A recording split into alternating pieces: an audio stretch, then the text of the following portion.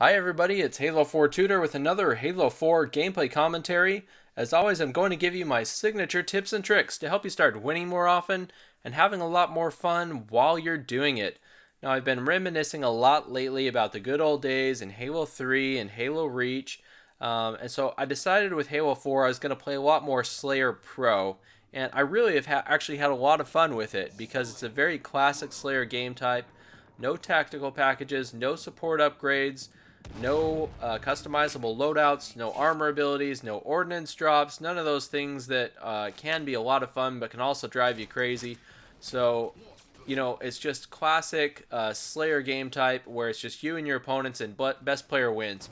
And so, if you're a grizzled Halo veteran, you really like those classic Slayer game types, you may want to check out the Slayer Pro playlist in Halo 4 because it's really a lot of fun. And if you're going to check out that playlist, I want to make sure that you're armed with my signature tips and tricks to make sure that you have your very best chance to succeed. So the first thing that I want to mention very quickly is that, again, I'm going out of town for the holiday season this year, so if you don't see me online for a few days or if you don't see any new content on my channel, don't panic. I will be back soon. I'm just taking a vacation at the beach, and when I return, I'll be back and better than ever and continue posting my signature tips and tricks, which you guys all know and love. And so I appreciate your loyal subscription, and I will be back very shortly. But let's get to those tips and tricks here as I pick up my first double kill of the game. And the first thing that you notice is that there is no radar in the Slayer Pro game type. And so you have a lot of opportunities to ambush players like I do just right here. Just time and time again, you can sneak up on players, they don't see you coming, and so you're going to have a lot of opportunities for melee attacks, a lot of opportunities for beatdowns, and if you can find a close range weapon, you're going to get a lot of opportunities to get kills with close range weapons as well as with grenades. You see I've got another kill here. This player didn't even know what's coming. He was engaged with my teammate. He didn't realize he was being outnumbered. I'm able to help out my teammate and get another easy kill. So again, you're going to want to search out opportunities where you're going to have close range combat and look for ways that you're going to have an advantage in a close range situation as I get my second double kill there. The other thing that you need to know about Slayer Pro that you may not realize is that you get an automatic grenade resupply. In Infinity Slayer, you have to have a specific upgrade to resupply your grenades, and if you don't have that upgrade, then once you run out of grenades, they're gone. There's nothing you can do about that. But in Slayer Pro, you continually resupply grenades by picking them up from your opponents and other players who have perished on the battlefield. And so for that reason, you may not be in the habit of using grenades as frequently as you can because, with Infinity Slayer, you're always running out of grenades. But in Slayer Pro, it's very difficult actually to run out of grenades because you're picking them up everywhere. So make sure that you're just using those grenades as frequently as possible. Let them fly. You don't need to be conservative like you might in other game types because there's plenty of grenades to go around. The other thing that I just really can't emphasize enough when it comes to Slayer Pro is that absolutely the fundamentals are going to be key. So you want to work together as a team. That's going to make a huge, huge difference.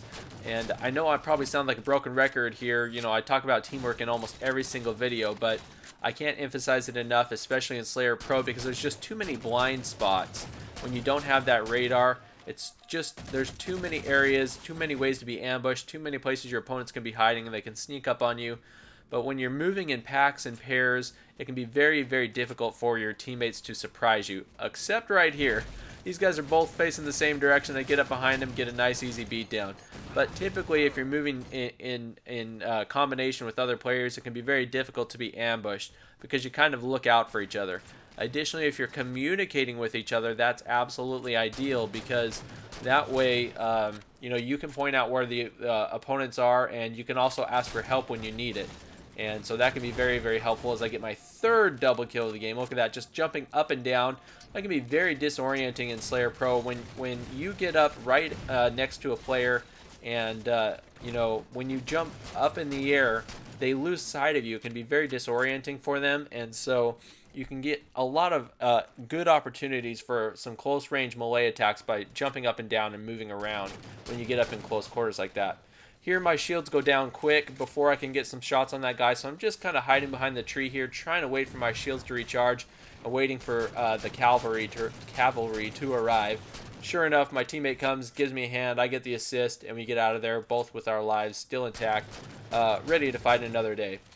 Um, so teamwork is absolutely essential. Look for opportunities to do close range combat, stick with the fundamentals, communicate with one another, and you always want to be in constant motion, because when you're moving around, it's very difficult for your opponents to catch up with you and beat you down or surprise you in some way.